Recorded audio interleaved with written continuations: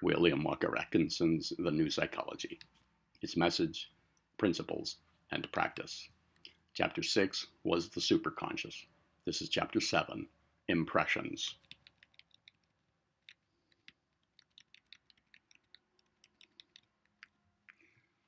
It is difficult for one to realize how dependent the mind is upon the impressions received from the outside world through the channel of the senses. Perhaps the only way that we are able to realize the importance of these outside impressions is to imagine our condition were we deprived of them. Excuse me. As Halleck has well said, suppose a child of intelligent parents were ushered into the world without a nerve leading from his otherwise perfect brain to any portion of his body, with no optic nerve to transmit the glorious sensations from the eye, no auditory nerve to conduct the vibrations of the mother's voice, no tactile nerves to convey the touch of the hand, no olfactory nerve to rouse the brain with the delicate aroma from the orchids and the wild flowers in spring, no gustatory thermal or muscular nerves. Could such a child live? As the years rolled on, the books of Shakespeare and of Milton would be opened in vain before the child's eyes. The wisest man might talk to him with the utmost eloquence, but all to no purpose. Nature could not whisper one of her inspiring truths into his deaf ear, could not light up that dark mind with a picture of the rainbow or of a human face.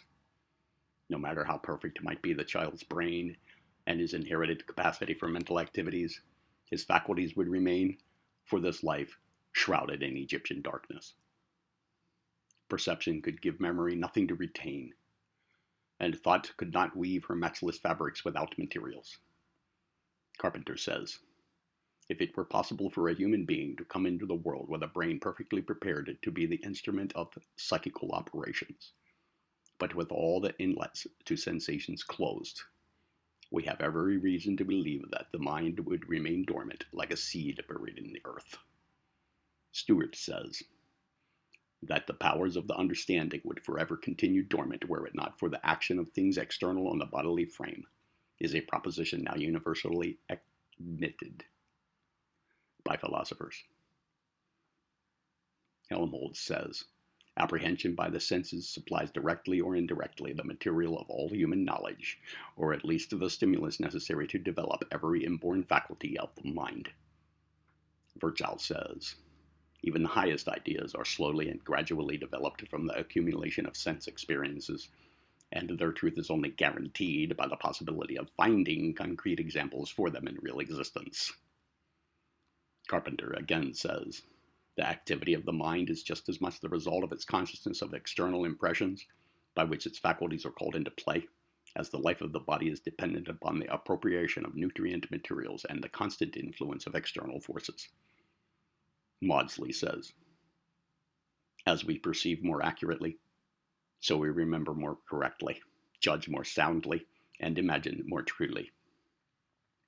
And as Kay says, the senses are the means by which the mind obtains its knowledge of the outside world.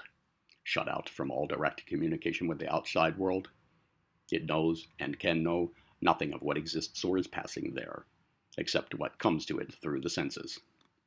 Its knowledge of what is external to itself is therefore dependent upon the number, state, and condition of the sensory organs. It is true that the above authorities speak from a standpoint of the old psychology, and ignore the evidences of the dawning phases of consciousness from the superconscious plane. But even so, what they say of the senses will apply to any other senses or channels of impressions which may be evolved in man. The ego can receive impressions from outside only through the channels of some kind of sense organism, be those senses physical, psychic, or spiritual. With all the channels closed, the ego must remain with all its powers latent and unexpressed, knowing nothing beyond its own existence. It is a wonderful thought, this idea of the ego dwelling within in the individual mind, with its organ of the brain, and its wonderful nervous system over which it receives the messages of the senses from the outside universe. Those impressions to be stored away in the subconscious region of the mind, thence to reappear in recollection, imagination, and thought, after being weighed, arranged, grouped, and valued by the reason. These channels of impression from the outside world, the senses, are generally said to be 5 in number. feeling, seeing, hearing, smelling, and tasting.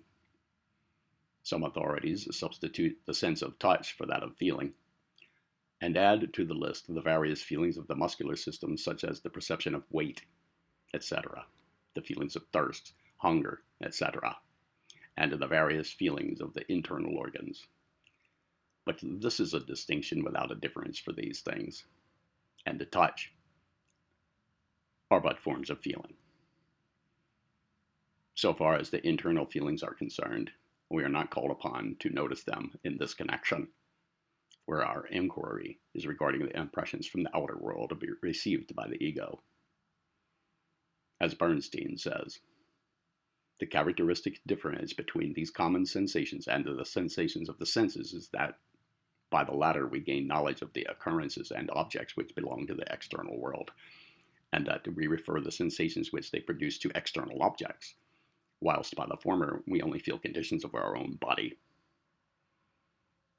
A close analysis of the various sense impressions confirms the theory of the ancient Greek philosopher Democritus, promulgated over 2,000 years ago, to the effect that all the senses are but modifications and refinements of the original sense of touch or feeling.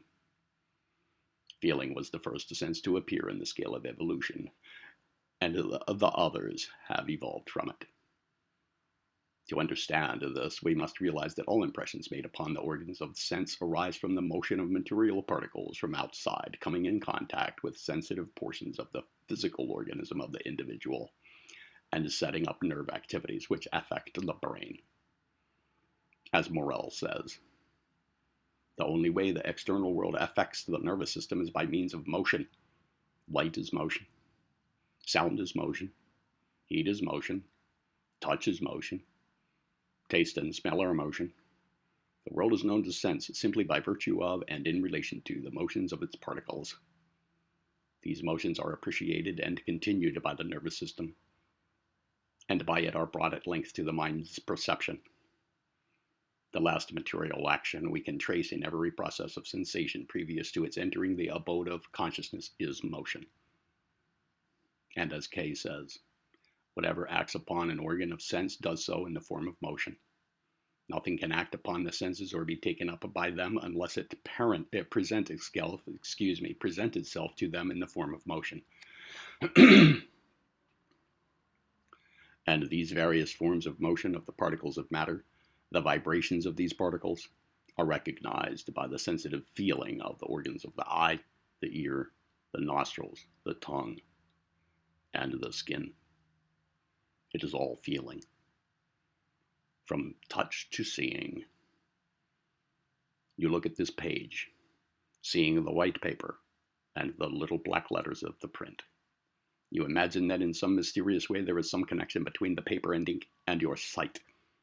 There is, but just not in the way that you imagine. There is no subtle and mysterious connection.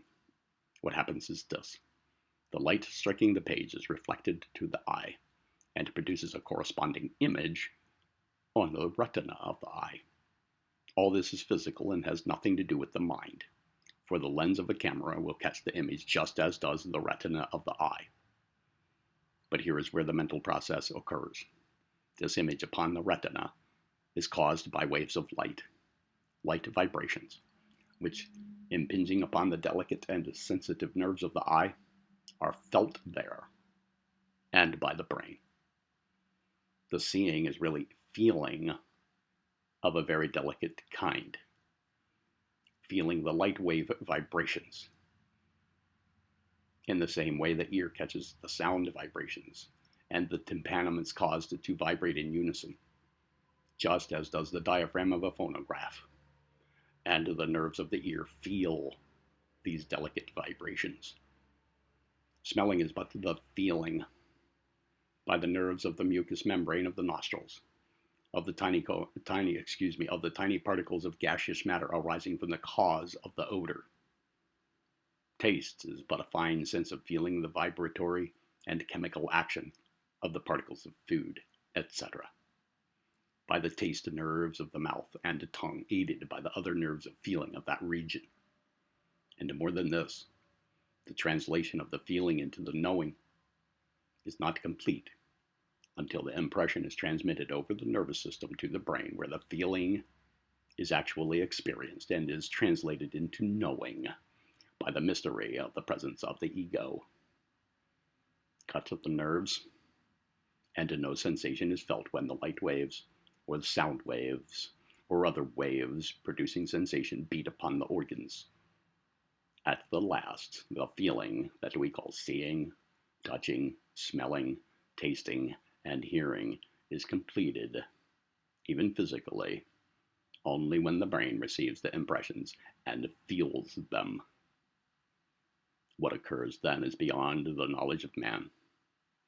In some wonderful way, the feeling is transmuted into consciousness. The ego knows certain things of the non-ego, or outside world.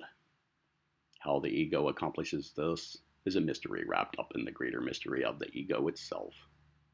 We can do no more than to echo the thoughtful statement of Huxley, the eminent scientist, who said, "How is it that anything so remarkable as a state of consciousness comes about by the result of irritating nervous tissue is just as unaccountable as the presence of the genie when Aladdin rubbed his lamp." And so, we must rest content with a general understanding of the mechanism whereby the ego establishes communication with the outside world. Dwelling alone in calm solitude, the ego is constantly receiving the messages from without its dwelling place, as well as from the different rooms of its own place of abode. Telegraph and telephone lines run into that central office from all directions. Telescopes and other optical appliances are trained to all points. Heat registering, light registering, sound registering, and motion registering instruments are at hand and in constant use. All these instruments have been furnished by nature for the use of the ego, or shall we say that the ego itself fashioned them to meet its requirements? Who can tell this thing?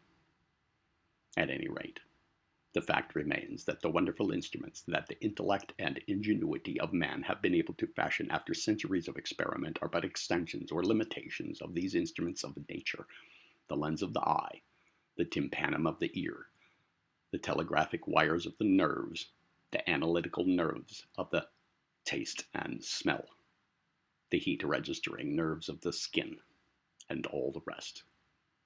The term nature is but a veil concealing and yet revealing the something within nature, the nature of nature. And remember this always, that it is the ego who sees, the ego who feels, the ego who smells, the ego who tastes, the ego who hears, and not the organs to which we generally ascribe these qualities. And if in the evolution of the race or the individual there appear other and higher organs whereby man may receive newer and fuller impressions from the outside world, it will always be the ego who senses through them, who is made aware by reason of them, and who knows through them. The ego is the real self, the real I, the real individual. Stripped from it its instruments of sense, its cloak of personality, it will still remain itself, something different from all else, something apart, under, and back of all, sui generis, the I. Chapter 8 will be perception.